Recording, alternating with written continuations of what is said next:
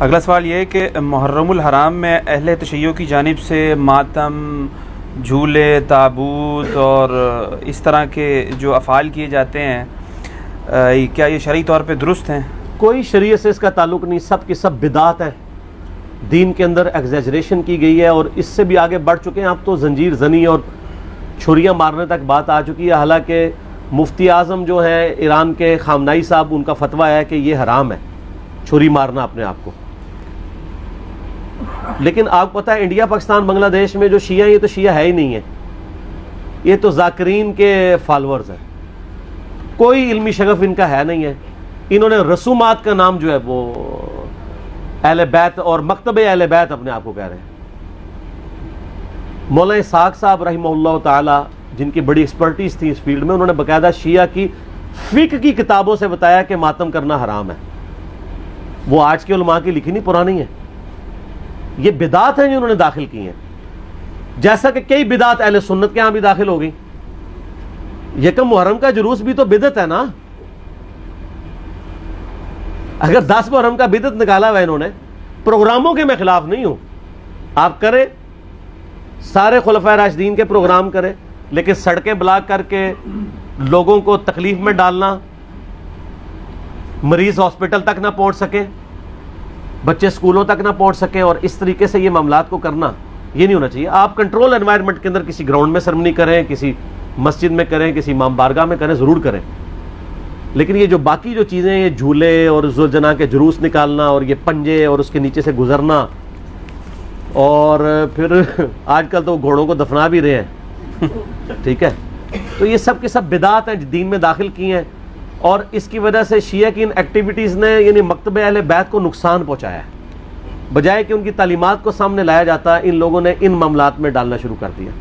ماتم بھی بالکل حرام ہے۔ میں نے یوٹیوب پہ میرا کلپ آلموسٹ 20 لاکھ کے قریب لوگ دیکھ چکے ہیں، ماتم کے حق میں شیعہ کے 3 دلائل، میں نے اس کا جواب دیا ہے، اور اس میں جو ایک ٹاپ آف دا لسٹ یہ پیش کرتے ہیں، میں حصول برکت کے لیے عرض کر دیتا ہوں۔ بلکہ میں اگلے دن ایک شیعہ عالم کو دیکھ رہا تھا، تو وہ دنیا ٹی وی پہ ایک پروگرام تھا، اس پہ بیٹھ کے وہ کہہ رہے تھے کہ جی پہلا ماتم تو سیدہ عائشہ نے کیا ہے، ٹھیک ہے نہیں، نام میں نہیں لیتا، آپ سب کو پتا ہے کیونکہ نام والی پالیسی اب نہیں ہے۔ تو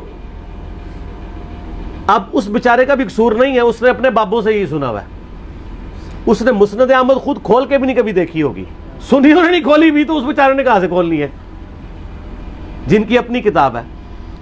ہم نے بہت پہلے ریکارڈنگ کرا دی کہ مسند احمد میں آگے الفاظ ہیں، سیدہ عائشہ کہتی ہیں، اتنا حصہ تو بخاری مسلم میں بھی موجود ہے کہ نبی علیہ السلام کی وفات میری گود میں ہوئی۔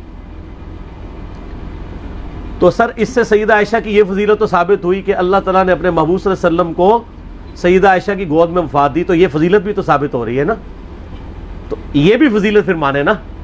جیسا کہ اہل حدیث جب وہ موضوع پہ مسح، جرابوں کے مسح کی بات شروع کرتے ہیں تو کہتے ہیں وہ تو بخاری مسلم میں پگڑی پہ مسح کی بھی حدیث ہے، تو ہم کہتے ہیں اس سے صرف پگڑی کا مسح نہیں، پگڑی بھی تو ثابت ہو رہی ہے نا، لال رومال لاؤ تو پگڑی پاؤ۔ تو شیعہ جب کہتے ہیں کہ سیدہ عائشہ کی گود میں نبی علیہ السلام کی وفات ہوئی، تو سیدہ عائشہ کی تو فضیلت ثابت ہو رہی ہے۔ پھر وہ بخاری میں واقعہ بھی ہے مسواک والا۔ تو مسند احمد میں آگے الفاظ ہیں کہ سیدہ عائشہ کہتی ہیں جب نبی علیہ السلام کی وفات ہوئی تو میں نے آپ کا سر تکیے پہ رکھا اور باقی عورتوں کے ساتھ مل کے میں نے اپنے چہرے کو پیٹنا شروع کر دیا۔ وہ کہتے ہیں نہیں دیکھیں نہیں، یہ ماتم کا آغاز تو وہیں سے ہوا ہے، لیکن اس کے آگے الفاظ ہیں کہ یہ میری کم عمری اور ناسمجھی کا نتیجہ تھا۔ تو اگر یہ انہوں نے ثواب سمجھ کے کیا ہوتا تو کہتی کہ یہ میری میچیورٹی اور ثواب کے حصول کا ذریعہ تھا۔ تو سیدہ عائشہ کا رجوع ثابت ہے۔ یہاں پہ بھی ایک دفعہ جن دنوں میں ہم مناظرے وغیرہ کر لیا کرتے تھے، یعنی آج سے 10 سال پہلے کی بات کروں، تو ایک شیعہ ذاکر آئے تو وہ بھی کتاب اٹھا کے اپنی لے آئے کہ جی یہ سیدہ عائشہ نے، میں نے کہا یار تمہیں بھی دھوکہ دیا کہ ہم مسند احمد کھول کے آپ کو دکھاتے ہیں، یہ تو ہمارے حق میں دلیل ہے، تو یہ آدھی روایتیں بیان کرتے ہیں۔ تو سیدہ عائشہ کا کوئی ماتم ثابت نہیں۔ دوسری دلیل یہ وہ قرآن پاک سے لیتے ہیں کہ جب فرشتوں نے آگے بشارت دی سیدنا ابراہیم کی جو پہلی بیوی تھی سارہ کہ ان کے ہاں بھی اب اولاد ہوگی، تو انہوں نے حیرانگی میں اپنا چہرہ پیٹا تھا، جیسے عورتیں کہتی ہائے اب بڑھاپے میں ایک 80-90 سال کی بڑھیا پریگننٹ ہو جائے تو وہ تو پریشان ہی ہوگی نا. یہ انہوں نے یہ تو نہیں تھا کہ ہر سال وہ چہرہ پیٹنا شروع کر دیتی, ایک واقعہ تھا اور اسے ماتم کا ثبوت نکال لیتے ہیں. یعنی کوئی بات دیکھا کرے, اس طرح چیزوں کا ثبوت نہیں نکلتا. اور تیسرا وہ کہتے ہیں ویسے کرنی نے دانت توڑ دیے تھے. دیکھیں اس میں تو میں نے اتنی بڑی ان کو پھکی دی ہے کہ وہ تو قیامت تک بھی ڈکار آتے رہیں گے اس کے. ہاں میں نے بتایا کہ بخاری مسلم دونوں میں موجود ہے کہ سہل ابن سعد السعدی رضی اللہ تعالیٰ عنہ کہتے ہیں کہ اللہ کی قسم میں جانتا ہوں کہ غزوہ احد کے موقع پہ جب نبی صلی اللہ علیہ وسلم کے دانت شہید ہوئے تھے اور آپ کا خون نہیں رک رہا تھا تو کس نے نبی علیہ السلام کے زخم کو دھویا تھا اور کس نے مرہم پٹی کی تھی. تو انہوں نے بتایا کہ ڈھال میں سیدنا علی جو ہے پانی لے کر آئے اور ڈھال کو الٹا کریں تو پیالہ بن جاتی ہے. تو سیدہ فاطمہ اس زخم کو دھوتی تھی اور جب خون نہیں رک رہا تھا تو سیدہ فاطمہ نے ایک کاٹن کا کپڑا جلا کے اس کی راکھ رکھی تو وہ خون رک گیا.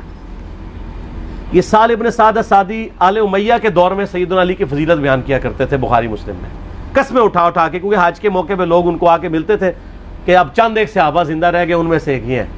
تو وہ پھر آل امیہ کے دور میں مولا علی کے فضائل بیان کرتے تھے. تو میں نے یہ پکی دی ہے کہ جس شخصیت کے سامنے دانت شہید ہوئے ہیں اس نے تو اپنے دانت نہیں توڑے. زیادہ افیکٹ تو اس بندے پہ ہو جس نے اپنی آنکھوں کے سامنے مرم پٹی کی, یعنی سیدنا علی اور سیدہ فاطمہ, انہوں نے دانت توڑے ہیں دونوں نے. کیا تو کیا اویسے کرنی کو آپ ان سے بڑا عاشق رسول کہیں گے؟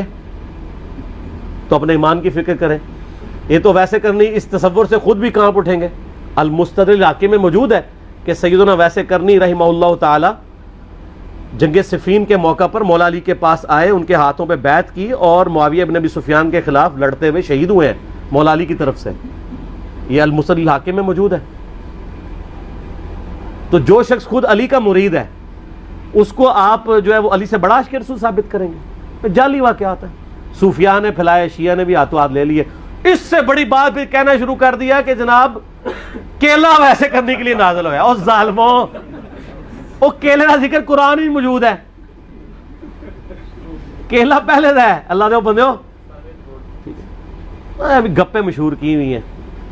اور لوگ آج کل وہ کہتے ہیں دانتوں میں درد ہو تو آپ ویسے کرنی کہ 2 نفل پڑھ لیں, یہ کر لیں. سر دانتوں میں درد ہو تو کسی ڈینٹسٹ کے پاس جائیں. ہو سکتا ہے اندر سے کوئی ہاڑ کھائی گئی ہو آپ کی, کوئی کیڑا لگ گیا ہو, کوئی صفائی کروائیں, کوئی اس کی آپ روٹ کنال کرنی ہو سکتا ہے اس کی کیپنگ ہو. ٹھیک ہے, تو یہ اس طرح کی کہانیاں نہ کرایا کریں. ہاں مسواک بھی کریں, وہ تو کرنی چاہیے جی, اس کی تو تاکید ہے. ٹوتھ برش بھی کرنا چاہیے. ٹھیک ہو گیا, صحیح ہے جی.